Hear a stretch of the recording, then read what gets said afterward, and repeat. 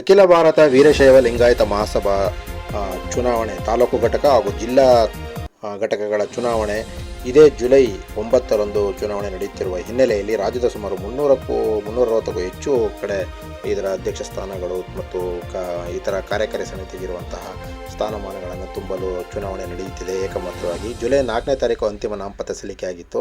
ಹಾಗಾಗಿ ಅನೂರಿನಲ್ಲಿ ನಿಯೋಜಿತ ಅಧ್ಯಕ್ಷರಾಗಿರುವಂತಹ ವಿರೋಧ ಆಯ್ಕೆಯಾಗಿರುವಂತಹ ವಡರಪಳ್ಳ ಜಿ ಸೋಮಶೇಖರ್ ಸೇರಿದಂತೆ ಸುಮಾರು ಒಟ್ಟು 21 ನಾಮಪತ್ರಗಳು ಎಲ್ಲವೂ ಕೂಡ ಅವಿರೋಧವಾಗಿ ಬಹುತೇಕ ಆಯ್ಕೆಯಾಗುವ ನಿರೀಕ್ಷೆ ಇದೆ. ಇದು ಚುನಾವಣೆ ಜುಲೈ 8ನೇ ತಾರೀಕು ನಾಮಪತ್ರ ಸಲ್ಲಿಕೆ ವಾಪಸ್ ತಗೊಳ್ಳುವ ಪ್ರಕ್ರಿಯೆ ಮುಗಿಯುತ್ತದೆ. 9ನೇ ತಾರೀಕು ಚುನಾವಣೆ ನಡೆಯಲಿದೆ ಆ ತಾಲೂಕು ಘಟಕಗಳು ಜಿಲ್ಲಾ ಘಟಕಗಳಲ್ಲಿ. ಹಾಗಾಗಿ ಇದರ ಅನೂರು ಘಟಕದ ಚುನಾವಣಾಧಿಕಾರಿಯಂತಹ ಗುರುಪಾದ ಸ್ವಾಮಿಯವರು ಮತ್ತು ಪರಶಿವಮೂರ್ತಿಯವರು ಎಲ್ಲ ನಾಮಪತ್ರಗಳನ್ನು ಪರಿಶೀಲನೆ ಮಾಡಿ ಎಲ್ಲ ನಾಮಪತ್ರಗಳನ್ನು 21 ನಾಮಪತ್ರಗಳನ್ನು ಅಧಿಕೃತವಾಗಿ ಪ್ರಕಟ ಮಾಡುವ ನಿರೀಕ್ಷೆ ಇದೆ.